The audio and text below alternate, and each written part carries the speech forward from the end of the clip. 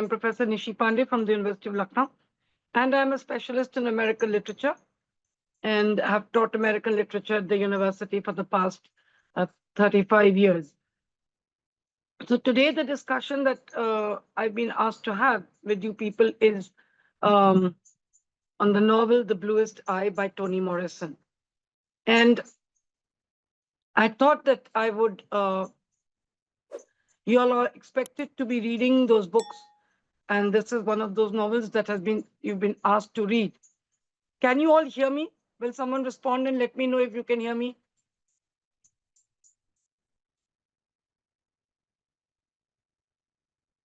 All right, thank you. So Bluest Eye was the first novel that was written by this very famous American author, Toni Morrison, and it was published in 1970. Now, Toni Morrison herself was an American novelist. She was an Afro-American, and you know that she has won the Nobel Prize for her novel Beloved in 1987. She's won very many accolades, the National Book Critics Circle Award, and the Pulitzer Prize for Beloved, and Nobel Prize for Literature in 1993. Extremely famous. Her first novel was The Bluest Eye. And we are going to be studying The Bluest Eye because it tells the story of a young Afro-American girl named Piccola. And the novel is set in the town in which Toni Morrison was born, and it was her hometown, Lorain in Ohio.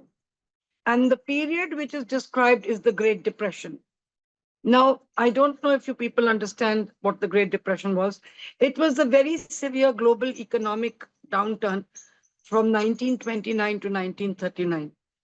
And the period was characterized by, very high rate of unemployment, poverty, very drastic reduction in industrial production, international trade, very widespread bank and business failures around the world. And the economic contagion began in 1929 in the United States, which is the largest economy in the world. And even now, pundits are predicting that the rate at which we are going, we may be facing the world may be facing another economic depression. So there was a Wall Street crash, stock market crash in October. And among the countries, the most unemployed people were in the US, the United Kingdom, Germany. So you must understand that before the Depression, there was this great period of industrial growth and social development known as the Roaring Twenties.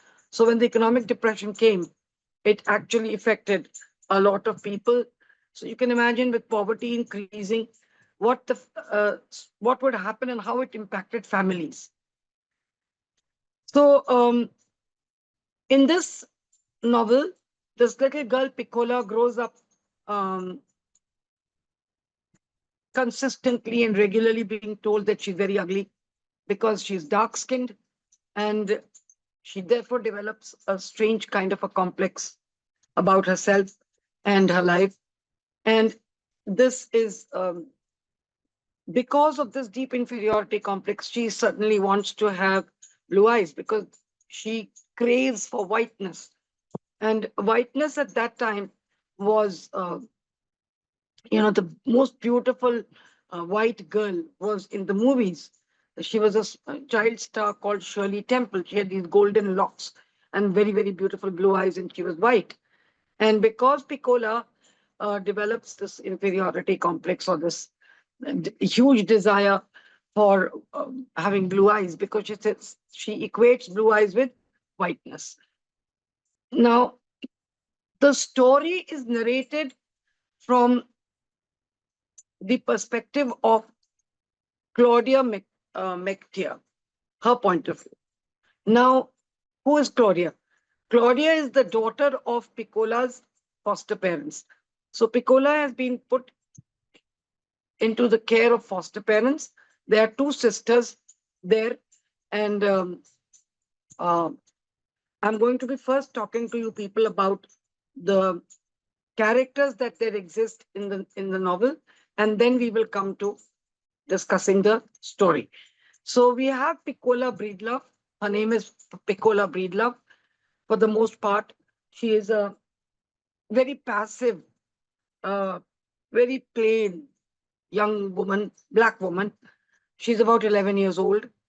And she makes friends with these two girls in whose family she is kept as um, for foster care. And these two girls are Claudia and Frida McTeer. Now, Claudia and Frida McTeer are also two main characters here. I will come to them, but first, you must understand that um, Piccola has been placed in their home temporarily. Foster care is, in America, children, when they are not, when parents can't look after their children, social services takes them away. And many couples, uh, they volunteer to keep the children as foster parents because the government gives them some money. Government also gives them some money to look after these children and keep them in their family. So foster care is something a lot of people in America opt and they offer for foster care. So you keep a child for a few years. When the child is an adult, the child is taken away from foster care, goes out into the world and fends for himself, herself. But while the child is really young and needs parents, at that point of time, they live in foster care. So she has been put there in foster care, and she befriends the two girls of that family, Claudia and Frida. She's placed there by county officials. Um, and during the novel, you will find that she suffers uh, uh, the onset of puberty because she's young and she's a young girl, she's just 11. Uh, she suffers from bitter racial harassment and the tragedy of rape and incest. So Piccola goes through all of this. We will come to that, but that's one character. Then we've got Claudia McTeer.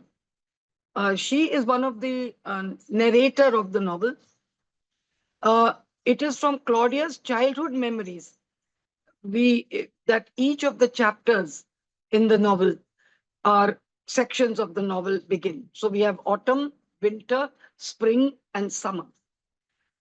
You have two small sections in the beginning, and then you have got uh, the book divided into these four sections, which are actually based on uh, her childhood memories of Claudia, and they're titled Autumn, Winter, Spring, and Summer. Claudia is 9 years old, so she's a little younger than Piccola, and the events of the novel take place at that point of time. Claudia also has an older sister who's called Frida, who's 10 years old. So you have a 9-year-old Claudia, you have a 10-year-old Frida, and you have about an 11-year-old Piccola who comes into their home. Their mother is Mrs. McTeer. She's their mother. And both these girls share a childhood friendship with Piccola Breedlove. Now, Pauline Breedlove uh, is um, married. Is Pauline Breedlove is the mother of Piccola, and she's married to this man called Collie, Chollly, Collie Breedlove. The novel also tells you the story of these two these two people who are the parents of Piccola. So Polly Breedlove, the mother of Piccola, when she was 2 years old, she had stepped onto a rusty nail, and afterwards she continued to walk with a limp because it had septicized, and she continued to walk with a limp. Now she is a housekeeper for a very wealthy white family, and she is the one who brings food on the table for her family. And she has two children by her husband Collie. They are Sammy and Piccola. Now, Collie Breedlove is the next character you need to know about. He is the father of Piccola, and when he was 4 years old, Collie's mother wrapped him up in newspapers and blankets, and she threw him on a junk pile. And his father had already deserted the family, and the mother deserted him. So Collie was raised by a great aunt, and her name was Aunt Jimmy. And as an adult, Collie therefore becomes completely drunk. He suffers from this drunkenness. He's very abusive towards his wife and his children. Sammy Breedlove is the brother of Piccola. He's the son of Polly and Collie Breedlove and the brother. Now, there are three other characters, Mari, China, and Poland. These are three prostitutes who live in the apartment above the Breedloves. And they fascinate Frida and Claudia, and they befriend Piccola.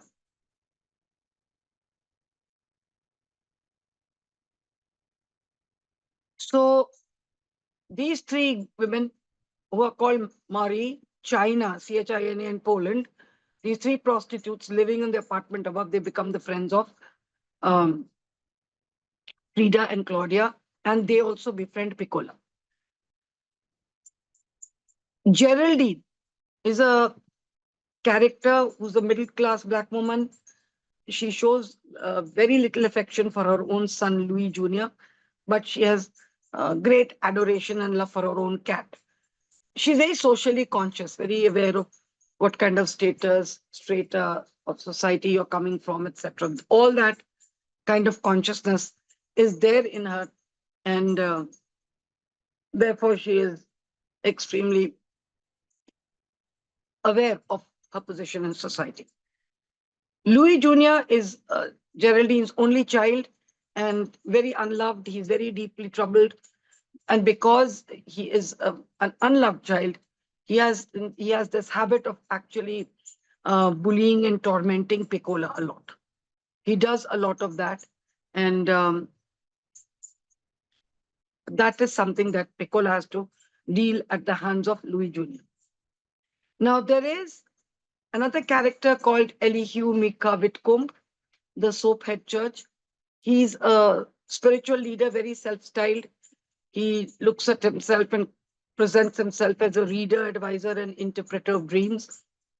And Soaphead is of mixed blood, and therefore he does not have any kind of label of being black. Now, although his racial and sexual ambiguities confine him to a life of no identity, but Piccola keeps consulting him in her quest for blue eyes, because Piccola always will want to have blue eyes and will want to know which way to go. Aunt Jimmy is a kind and generous, earthy woman, and she is the person who had rescued Piccola's father, Collie Breedlove. And in the South, an aunt is referred to by her husband's name. For example, Aunt Ed or Aunt Earl. She's called Aunt Jimmy because her husband was called Jimmy. So you have to understand the way society was structured at that time. It's possible that Collie's great aunt was once married to a man named Jimmy, and therefore she was called Aunt Jimmy. Blue Jack is a character, a young and impressionable. He's a young man who impresses and befriends Piccola's father, Collie. Because of his Blue Jack would tell stories in a gentle way. He becomes a father figure whom Collie remembers all his life. Then there is a character, Della Jones, Mr. Henry's former landlady. She suffers a stroke. She seems confused most of the time. Another character is Peggy, a woman from Elyria who's romantically involved with Della Jones's husband. There's old sack Bessie, who's Peggy's mother. There's Hattie, Della's sister, and the object of gossip because of her absent-minded smiling all the time and grinning.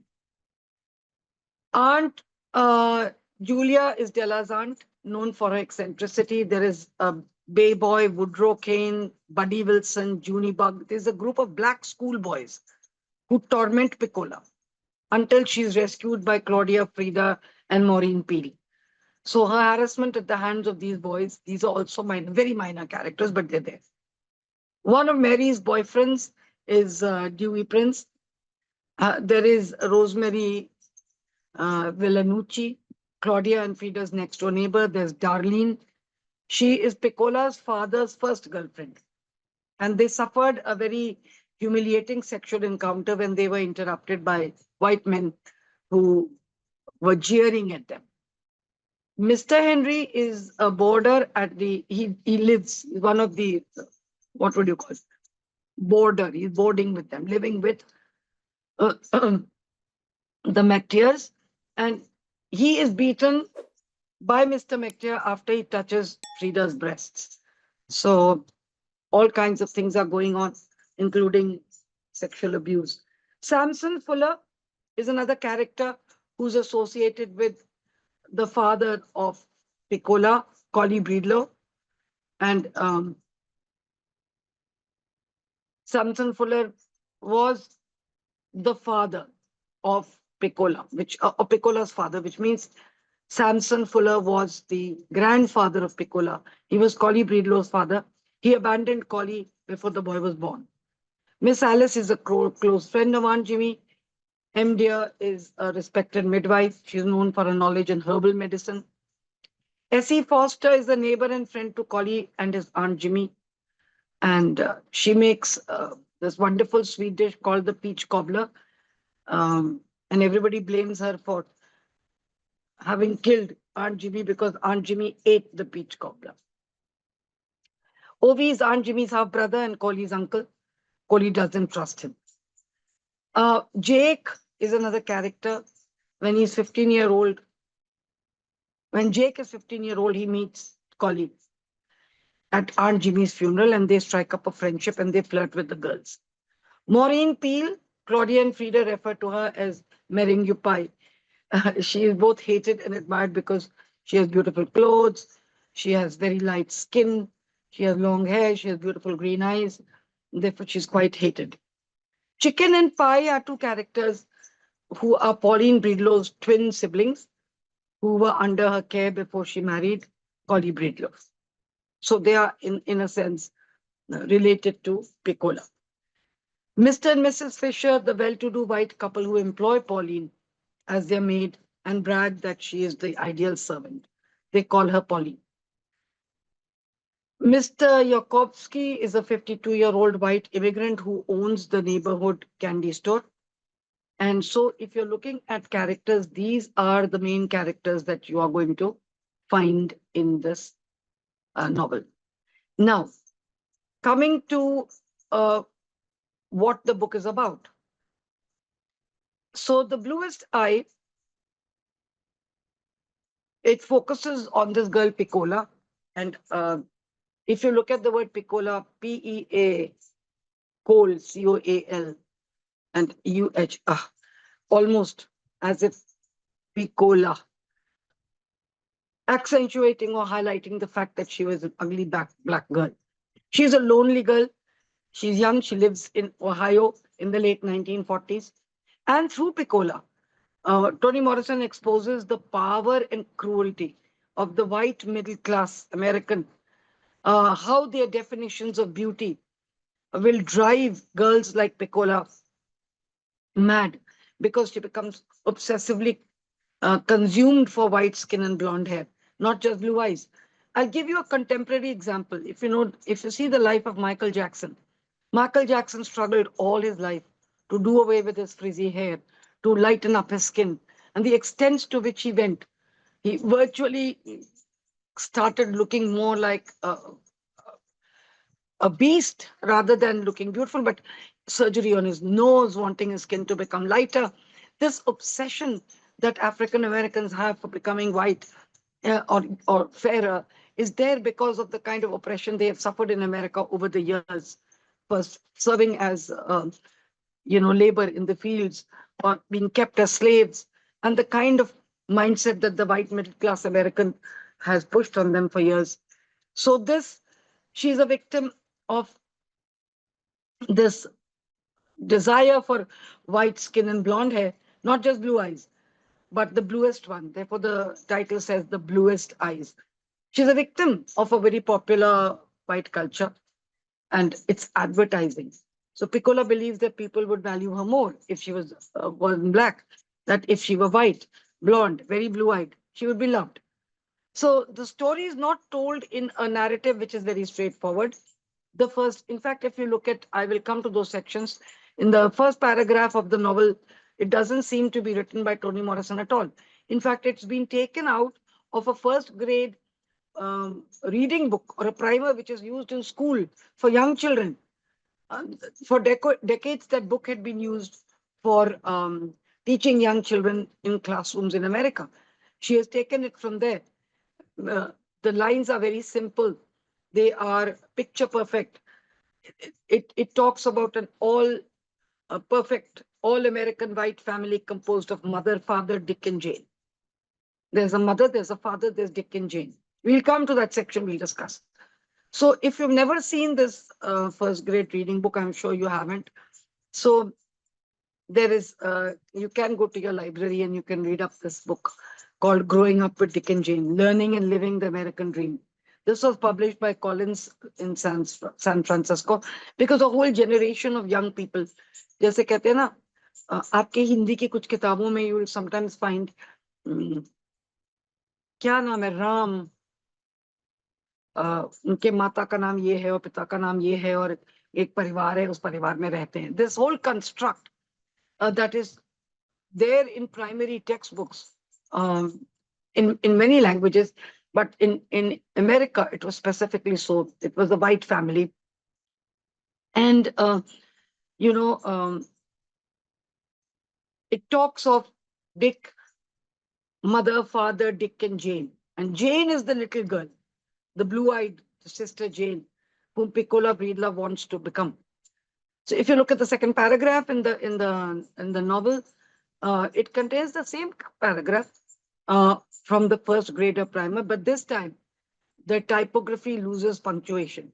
There's a visual metaphor for Piccola losing her perspective about her worth as a person. And the same paragraph repeated once more. It dissolves into a river of print, having absolutely no meaning. Visual evidence that Piccola's consuming madness, a madness that has its roots in a quest to be beautiful and loved, to have blue eyes, and to experience the happiness and the love illustrated in the mother, father, Dick, and Jane family. She wants to have that kind of a family. And after this section, Morrison offers us a fragment of memory. And this is set in italics. So Claudia McTeer is a childhood friend of Piccola's. She is talking. And she says that she remembers the autumn when no marigolds bloomed. That was the fall, she says, when Piccola Breedlove gave birth to her father's baby. Why the incest happened, Claudia says, is too difficult to fathom. And perhaps we should be concerned only with how it happened, how the chaos of Piccola Breedlove's life culminated and climaxed into her giving birth to her own father's child, and then deteriorates into madness. So Morrison divides the rest of the novel into 4 separate time sequences. Each of them is a season of the year. Each is narrated by Claudia McTeer, who's now a grown woman. And within these season sequences are narratives by another omniscient, all-knowing voice. So it's not just Claudia talking. There's another omniscient, ever-present voice which knows everything. So these sections are introduced by run-on and unpunctuated lines from the first grade reading book. And near the end of the novel, a single section records a conversation between Piccola and a fantasy friend that she creates. So at last, we witness the madness that has enveloped the main character of the novel. Now, as the novel will unfold, there are voices of 2 narrators, I told you. Claudia's narration is told in retrospect. She's an adult. She's looking back.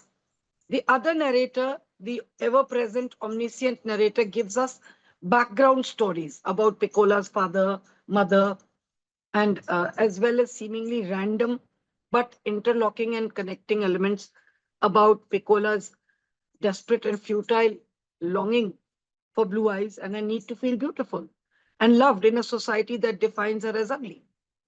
So so you've got these 2 narrators. Claudia tells Piccola's story, and the story of Piccola's father, mother, and other people the backdrop is spoken of by another voice, which is an omnipresent, omniscient voice, which knows it all.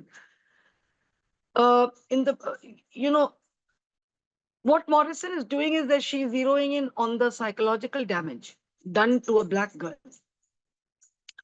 who, in a self-destructive manner, like many women did at that time, accepted someone else's definition of beauty. Here, the white culture's definition of the ideal way of a young girl how a young girl should look has been picked up by her. Her Piccola's quest is for whiteness because she thinks whiteness is synonymous with beauty. Blackness is the symbol of ugliness. It's something to be feared. It's something to be avoided. Now, if you just look at how this novel becomes relevant for us, even in our society, each one of us is always striving that we have the fairer girl is always more beautiful. The fairer man is more handsome looking. You just have to be fair. Your features need not be very good, but if you're fair, people think you're more beautiful than a woman who's slightly darker. So for us, even we are a society where we are constantly promoting and pushing the idea of whiteness, that if you're fairer, you're better. So, and that, a lot of girls go through this struggle of wanting to become fair, that they are inferior because they are not fair. It's not that it's just something being experienced there, but it's there in our society, but in their society, it's a little more difficult and different because um, it's um, it's about an entire race which has been historically treated as subordinate. So that is it's like we remained colonized. We thought that the British were good, that everything that the British did was perfect, and we aspired, and our people aspired to be like them, or to eat like them, or to have tea like them, or to talk like them. So that kind of longing is what is being talked about. Now, if you look at the structure of the novel, um, there are different kinds of narrations that make up the Bluest Eye. She begins her novel with two fragments, and it's the fragment one. They're all resembling a first grade primer. So in fragment one, she says, "Here is the house," and that she has taken from the Dick and Jane primer. And very simple words. And then in each section thereafter, she has stylistically modified snippets from this fictional primer. They are interspersed with Claudia's narration or with the omnipresent, omniscient narrator's narration. And finally, with Piccola's um, narration. So the placement of these varied texts within a novel's structure is interesting. Fragment one, here is the house. Fragment two, quiet as it's kept. There were no marigolds in the fall of 1941, said by Claudia. Then begins autumn. Claudia talks about nuns go by as quiet as lust. Here is the house. There is an abandoned store. That is the narrator. Here is the family. The Breedloves did not live in a storefront because, and there's a narrator. Then there's winter, where Claudia says, my daddy's face is a study. And then there is a narrator who says, see the cat. They come from mobile. Then you have the spring section. Claudia talks about the first twigs are thin. And then the narrator and Pauline talk about see mother. The easiest thing to do would be to build. Then see father. When Collie was 4 days old, the narrator talking. See the dog. Once there was an old man who loved things. The narrator is talking. Similarly, in summer, I have only to break. Claudia talks. Look, how many times a minute are you going to look inside? Piccola talks. So it was Claudia talks. So we have these, the way the whole thing is structured is different. And let us now get into the summary and analysis.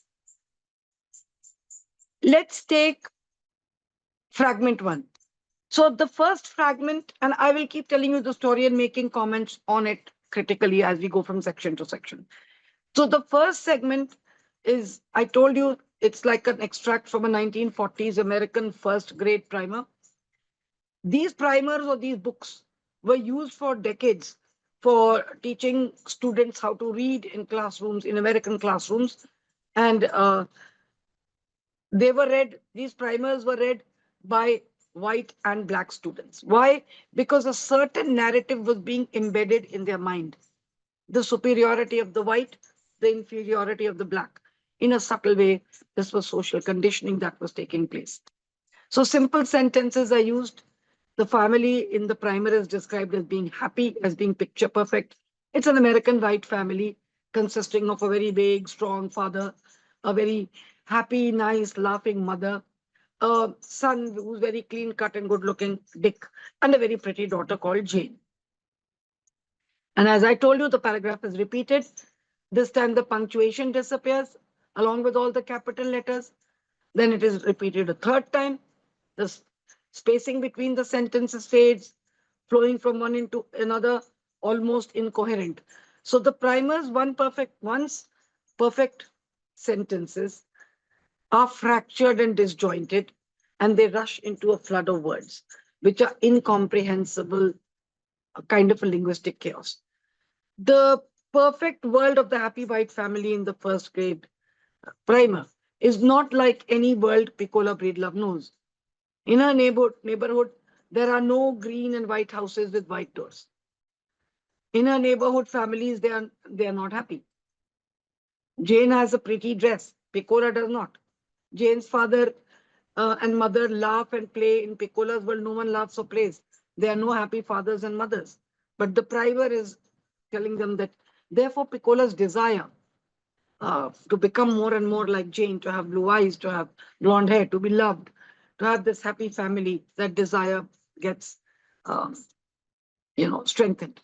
Throughout the novel, excerpts of this primer will be repeated as reminders for us to be aware of the dichotomy between the black and the white cultures.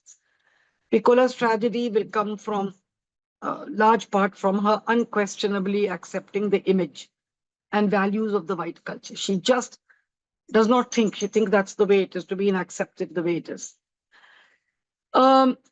She wants to have Jane's blue eyes, fraudulently symbols of real beauty that have no real relationship to lasting happiness and love, but she thinks that having blue eyes will bring you that. Come to fragment 2. Claudia McTeer's narration recounts a time in the fall of 1941. Her tone is very trusting and warm. She takes us into her confidence and says, quiet as it's kept means nobody talks about it. It's sort of a secret between us. And she seems to be confiding to the reader what was whispered about years ago. And Claudia remembers that no marigolds bloomed that fall, and she and her sister were consumed with worry about the safe delivery of Piccola's baby. So there were no flowers. There was just this concern about Piccola going to have a baby. And nothing came from all their worries and hopes. No flowers bloomed, the baby died, and their innocence was lost forever. So the very fact that Piccola had to bear the kind of incestuous sexual assault by her own father, that she was forced to bear it, the kind of psychological trauma that must have caused her, is also something that is being conveyed, but with a kind of a lightness, uh, as if it was just a part of the life of every Black woman to go through that kind of suffering. The seeds and the earth are mentioned in this section. They are elements of nature, and they usually symbolize promise and hope. But here they symbolize barrenness and hopelessness. When no marigold, a season in which no marigolds bloomed, parallels the deflowering of Piccola, who was raped by her father. And his seed withered and died because it was an incestuous act. And Piccola's hungry soul, she becomes mad. Her soul becomes like a barren wasteland. And when Claudia says that Piccola's father dropped his seeds in his own pot of black dirt, she exposes the very heart of Piccola's anguish. To the white world, Piccola is a plot of black dirt, a plot of black dirt. It's a land, the dirt on the land is black. And To the white world, Piccola is a plot of black dirt, inferior because she's black. The figure of speech is darkly, very, very ironical. For black dirt is usually the richest of all. But this black dirt of Piccola yields nothing because the child dies. And then we come to, that's the second fragment, and then come to the section one, which is autumn. Now, Claudia McTeer is now a grown woman. She is narrating what happens a year before the fall when no marigolds bloomed. She was 9 years old. She was sick and very, very nursing a very bad cold. She was being nursed through her illness by her mother. And the mother was constantly brooding and complaining. And that concealed enormous folds of love and concern for her daughter. And that fall, the McTeer family, Mrs. McTeer and her daughters Frida and Claudia, stretches to include two new people. Mr. Henry, who moves in after his landlady Della Jones becomes incapacitated from a stroke, and Piccola Breedlove, whom the county places in their home after Piccola's father, Collie, burns down the family house. So Piccola's brother moves in with another family, another foster family, and her mother stays with the white family with whom she works as a maid or a housekeeper. And this child is put um, with Mrs. McTeer. So Claudia fondly remembers those few days that Piccola stayed with them because she and her sister Frida, they didn't fight. Mrs. McTeer will keep shouting and ranting, but uh, when Piccola begins drinking gallon after gallon of milk, simply because the little girl had never ever um, had milk or enough food. And the little girl likes to gaze at the golden haired, blue eyed, dimpled face of Shirley Temple. Shirley Temple, I told you, uh, was this beautiful actress. And her image was there on many of the cups with her goldy locks and golden locks and her, oh God, 1 second. Sorry. Her golden locks and her beautiful blue eyes. And Piccola would end up drinking more and more milk because the cup had the picture of Shirley Temple, and she loved to look at the picture of Shirley Temple, and therefore she would drink more and more milk. Claudia also talks about the awe and bewilderment she felt when she witnessed the onset of Piccola's first menstrual period. Piccola um, wonders if she's going to die. The girls are angry and they're scared and they're ignorant and they're terror, thinking that Piccola is going to die. And then Frida's authoritative reassurance, and finally to Claudia's awe and reverence for the new and different Piccola, because she realizes that Piccola has matured. Ironically, Piccola is not concerned with her new physical ability to bear children, but with the assurances of Frida that she is now ready to find somebody to love you. The notion of someone loving her is overwhelming. And Piccola has never felt love by anyone. And Morrison introduces certain characters in this novel by relating them to elements of natures or plants or animals.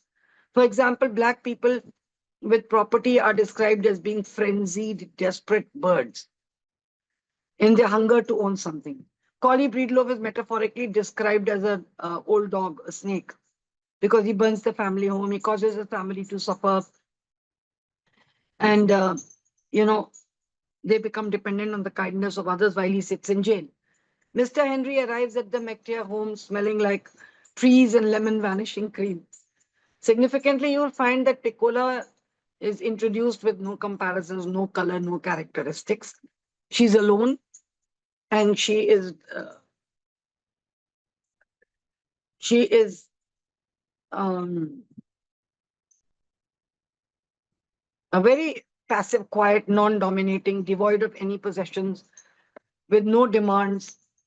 Um, she is easily absorbed into the lives of the other people in the McTeer house, including Mrs. McTeer and the two girls. So as the black characters emerge in Claudia's memories, they are juxtaposed to the characters in the white. The perfect world of Dick and Jane and their symbols in particular, the cute and charming dimpled face of Shirley Temple on the drinking cup, the big white blue-eyed baby dolls that Claudia has received as presents, So Piccola is so hypnotized by the blue and white Shirley Temple monk, so mesmerized, in fact, that she drinks every ounce of milk in the Mectre house in an effort to consume this hallmark of American beauty. Claudia also talks here when she was given a very beautiful white doll to play with. One had bone stiff arms, yellow hair, and a pink face. And black adults proclaimed these dolls as beautiful, and they withheld them from children until they were judged worthy enough to own one. So they said, oh, if you have been a good girl, if you behave well, we'll get you a doll. And that's the way Claudia is finally deemed worthy enough to own one. And when she gets it, she dismembers and maims it. And she hates it. To her, it is not a thing of beauty. The Shirley Temple mug that Mrs. McTeer brings into the house does not have the same mesmerizing effect upon Claudia and Frida that it has on Piccola. Therefore, when they have to stand up to the taunts of the light-skinned Maureen Paul, they can do so. Piccola, who has been called ugly so many times, even by her own family, cannot. So she doesn't have the emotional stamina to defend herself or to assert herself. Claudia rejects all attempts by others to force feelings of inferiority upon her. But Piccola cannot. She lacks the self-confidence because of her unloving for family life. She's an easy target for demoralizing propaganda. As a result, sorry, as a result, she drinks milk and is just able to use the Shirley Temple cup and gaze worshipfully at Shirley Temple. In section 2, you know, begins with the madness of words that run together, describing a pretty green and white house where two ideal, white children, Dick and Jane, are playing. Dick and Jane are happy. Their house is pretty. And then the words pretty, pretty, pretty, pretty, one after the other, without any separation. Pretty, pretty, pretty is written. Suddenly they break off, and we are faced with the bleak, colorless, abandoned storefront building where Piccola lives. It stands in startling contrast to the pretty green and white house where the idealized white family lives. Piccola's house is definitely not pretty. In fact, it is the neighborhood's eyesore. And the narrator tells us that it festers. The building once had life. Food was baked. Gypsy girls occasionally flirted from its open, teasing windows. Now, all sense of life has long since been drained from it. There's not even a sustained sense of life in the coal stove, which flares and dies erratically. That's the set. If you look at section 3, the excerpt from the first grade primer talks about mother and father, Dick and Jane, the happy white family living in their green and white house. And the narrator introduces the Breedlove family, poor, black, unhappy, convinced of their ugliness. Father Collie is a habitual drunk. Mother Pauline are locked in violent marriage. Children Piccola and Sammy daily brace themselves to endure the fighting of their parents. And in this dark world, Piccola prays fervently for Blue Eyes, believing that if she were pretty, people would love her and ugly things wouldn't happen to her. So what Piccola doesn't realize is that there are two kinds of ugliness here: real ugliness and imagined ugliness. The real ugliness of one character's words and deeds is juxtaposed to another character's imagined ugliness. For example, Maureen's behavior towards Piccola. Claudia and Frida could truly be described as ugly on the other hand. Piccola no doubt imagines herself far more uglier than she actually is. So Piccola imagines that she is ugly because of the actions and remarks of people like Mr. Yakovsky, who owns the neighborhood candy store. His unwillingness to touch Piccola's hand is reminiscent of the black dirt metaphor used earlier to describe her.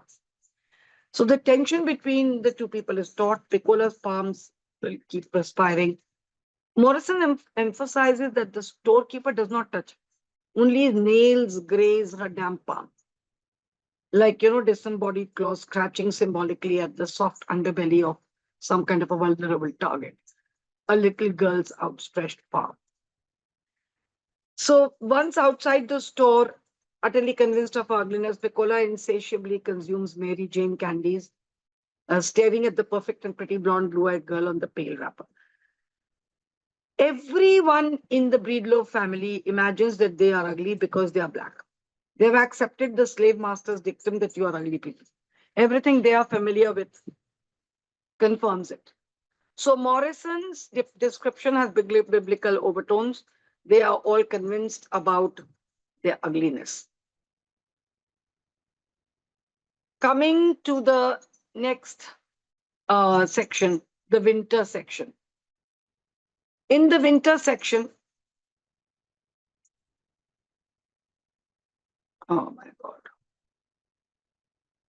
The winter section begins with Claudia's homage to her father, describing him with winter metaphors and similes.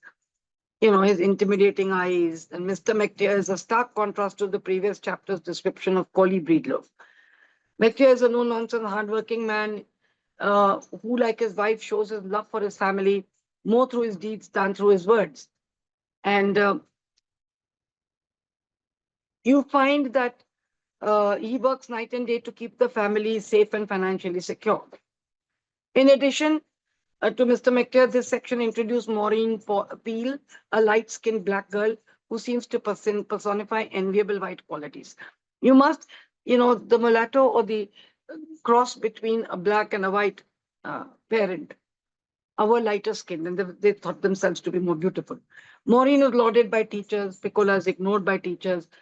Like Jane in the primer, Maureen, the high yellow dream child with soul green eyes, is considered pretty and perfect in contrast. Piccola is black, flawed, and ugly. Most of Maureen's black schoolmates are blindly enslaved by Maureen's whiteness. So because we know this because Morrison constantly describes how Maureen's brown hair is styled. It looks like two lynch ropes down her back. In other words, to worship blindly that which is white is to put your head in a nose. Now, these black children have been thoroughly taught to revere whatever is white. And Claudia and older sister Frida do not adulate Maureen. Claudia relates to her in much the same way as she relates to the white baby doll that was given to her. So she would kind of destroy it. At first, she tries to rob Maureen of her power by dismembering her name and calling her meringue pie. Maureen screams at them and then, I'm cute and you are ugly. And Claudia and Frida are momentarily stunned before retaliating with the full arsenal of insults. Then there are the black boys who torment Piccola. They do so because of their lack of self-worth. They see their own blackness, their own ugliness in Piccola because they have been successfully brainwashed by ubiquitous and subtle pro-white propaganda to despise all that is black. So they set upon Piccola as if they were trying to exorcise their own blackness. References to the icons of Hollywood's white standards of beauty, Betty Grable's appearing at the Dreamland Theatre is mentioned. Hedy Lamar's name is casually thrown in. She's one of the most beautiful actresses of her generation. Maureen insults black females who would dare to request a hairstyle like Hedy Lamar's. There are names like Ginger Rogers, Greta Garbo. All of that is used. There is an all-pervasive white notion of what constitutes beauty. We also have a depiction of adults and adult deception in this chapter. Mr. Henry demonstrates the adults lie to children. First, he tricks them into leaving the house by giving them money for candy. And upon their unexpected and hasty return, he lies about his female guests, telling the children that the prostitutes are really members of his Bible reading class. So the girls must then pretend what they believe Mr. Henry's absurd explanation. And we see that children are far more perceptive than adults believe them to be. In the second section of Winter, it begins with an excerpt from the primer that contains a reference to the soft, cuddly orange kitten that lives with the ideal white family. So the white family, mother, father, Dick and Jane, have a cuddly cat. The story that follows is far from ideal. Geraldine is a prim and proper middle-class black woman. She's obsessed with distinguishing herself and her family from lower-class blacks, which leads her to inadvertently abuse her family emotionally. So there's Mother Geraldine, Father Louis, and Son Junior. They epitomize the black middle class, which has become far distanced from its black roots because they are middle class. They don't want to associate with the lower, poorer class. So Geraldine consciously removes herself from, and she looks down on black people who do not have white middle class aspiration. So according to Morrison, Geraldine is one of those blacks who, when they wear lipstick, never cover the entire mouth for fear of lips too thick. So Geraldine is obsessed with white things: a manicured lawn, overly decorated house, straightened hair, silent communal vow to banish anything lustful, lively, or passionate from her life. Her quest for upward social mobility encompasses a self hatred that makes her avoid all reminders of her African heritage. She wants to forget that she's African at all. So Geraldine measures out her emotions. Her son Junior is bathed and slathered with white lotion. Her husband Louis is granted a finite amount of sex as long as he doesn't touch her too much. Only the blue-eyed black cat kindles any real affection within her. So Junior develops a malignant jealousy, a cruel sibling rivalry towards the cat. He is not allowed to play with blacks, not accepted by the whites. He has learned to vent his frustration by bullying young girls and abusing his mother's blue-eyed black cat. And sometimes when Geraldine is out of the house, Junior spies Piccola walking alone and invites her in to see some kittens. Once she's inside the house, he hurls his mother's black cat in her face. And Piccola's crashed and terrified. She runs, but Junior blocks the door, grabs the cat, and begins to swing it in circles. So as Piccola tries to save the cat, she falls on Junior, who lets go of the cat, flinging it against the window. And Geraldine arrives home and Junior blames the cat's death on Piccola. Now, Geraldine is afraid. She's repulsed by Piccola's presence in her house. Her precious and perfect house has been invaded by a creature with matted hair and dirty torn dress. So Piccola represents everything that Geraldine despises: disorder, black poverty, filthy, ugliness, and a humiliation. Piccola's humiliation takes place in the pretty house with the pretty lady's grisly words: nasty little black bitch. And the last image Piccola sees as she is absorbed into the cold March wind is the sad and unsurprised gaze of Jesus, the same Jesus whom she prays to every night, begging for blue eyes. So, if you look at this section, this is how it goes: the winter section too. And then let's come to spring. Then Claudia recalls spring, and her memories sting, for whenever she was punished that spring, she was always whipped with fresh forsythia twigs that bent but never broke. Spring is a season often associated with sexuality. Claudia remembers that she and her sister were being introduced even more dramatically to the disturbing and deceptive world of adult sexuality. In an earlier episode, Mr. Henry, whom the girls trusted and adored, deceived them when he entertained prostitutes in his house. Now he touches Frida's budding breasts, and Mr. McTeer tries to kill him because Frida might be ruined, as an adult term used to describe a woman or a girl who has lost her virginity. It confuses the girls. Mrs. McTeer has used it to describe the prostitutes, and Claudia has mistakenly assumed it means fat. So this whole section, seeking liquor, the girls mistakenly believe that they will fat can be lost by drinking. This entire section, they witness Pauline unleashing a lifelong fury of hatred on her daughter after Piccola accidentally drops a pan containing blueberry cobbler, burning her little leg severely. So the girls are troubled when Pauline, who's bitter and rough with her own daughter, is loving and comforting with the fisher's daughter. They know it's Pauline's, own child who needs comforting most. And in this scene, note that whereas Piccola calls her mother Mrs. Breedlove, the little fisher girl, assuming a superior attitude towards the adult servant of the family, condescendingly calls Piccola's mother Polly because she's the housekeeper. And that's the way they are treated.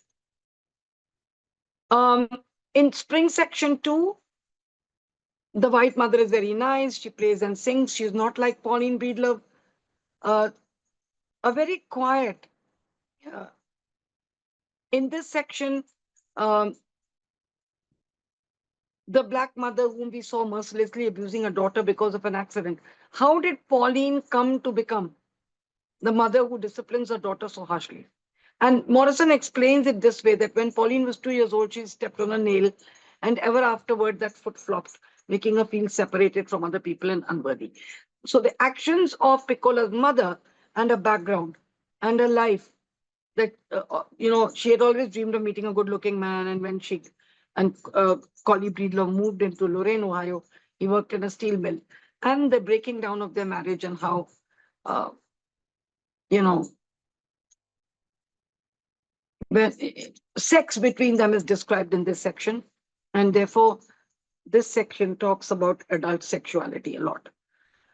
In Spring Section 3, the father in the first grade primer is physically strong. So is Collie Breedlove. And there the similarities end. The primer asks the white father, will you play with Jane?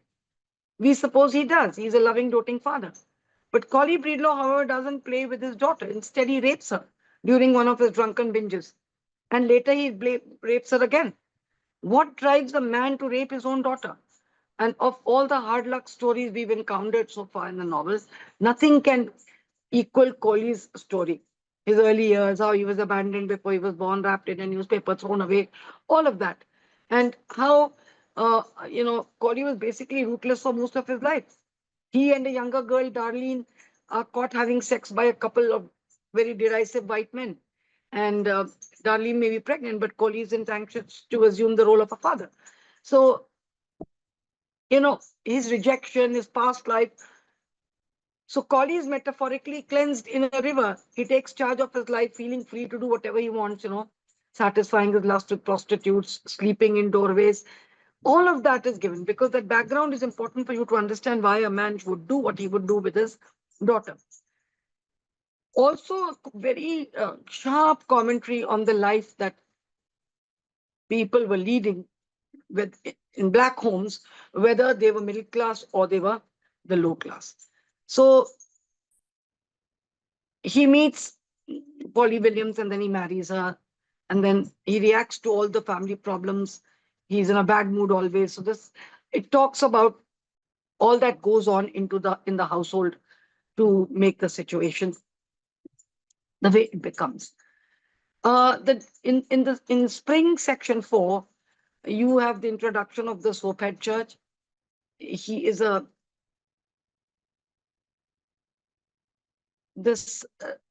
mangy dog that torments Soaphead Church in this chapter contrasts with the picture perfect white family in the first grade primer, the dog who's always happy. So in this section, you will find that, he is an Anglican priest. He is a social caseworker. He writes himself as a reader, advisor, interpreter of dreams. But he is actually, he has skills in language, self-deception have allowed him to palm himself off as a minister and a faith healer, which he's not. People come to him asking for basic needs, love, health, etc. Piccola Breedlove has a unique request. She wants blue eyes. And her request is logical to Soaphead. To him, she's a pitifully unattractive child. And blue eyes would definitely be an improvement. He feels sorry for Piccola, not because of the recognition of his own exploitative profession.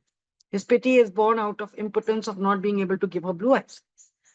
So we meet Maureen, Peel, Geraldine, and Elio Mika Whitcomb here, 3 examples of blacks who make it their lives work to deny their blackness. All of them have found Piccola ugly. All of them have victimized her because of her strong African features. Piccola is not alone in equating black features with the word ugly. So we have Morrison's blanket condemnation of white society's insistence that only white features are acceptable and pretty, and for Black America's endorsement of that fraud. I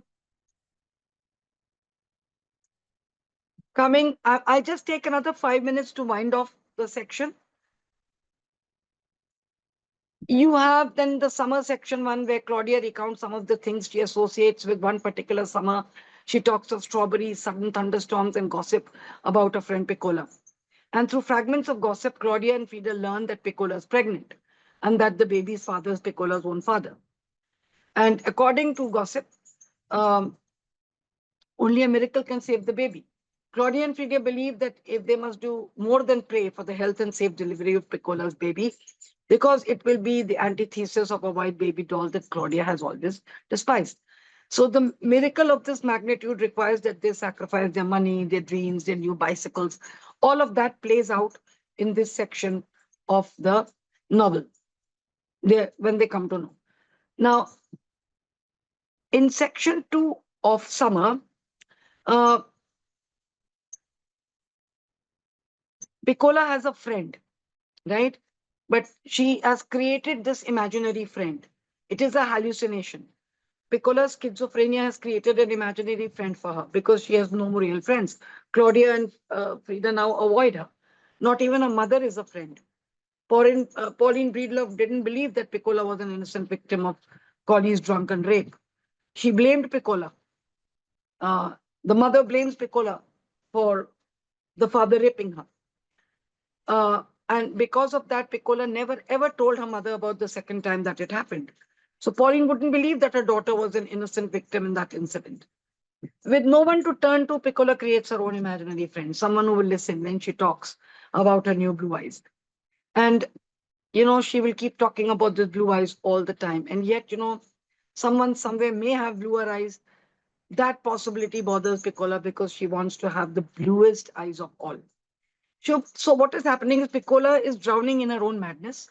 She's been destroyed by a cultural perversion that wholly negates the dreams and aspirations of black-skinned, brown-eyed people, girls in particular, who do not measure up to the blonde, blue-eyed American myth. Because this prejudice is so universal, it often affects even whites who might be considered unattractive by their own Anglican standards. Coming towards almost section 3 again is the present time. Claudia tells us that Sammy Breedlove left town, Coley died in a workhouse, and Mrs. Breedlove is still doing housework for whites. She herself has attempted to understand her role in Piccola's tragedy because the destruction to Piccola was absolute and complete. The baby was born prematurely, it died. Afterward, Piccola's bizarre and erratic behavior forced people to either look away, to laugh at her, and Claudia and Frida simply avoided her. So, that's what is happening in section 3 and then of Summer. And then we have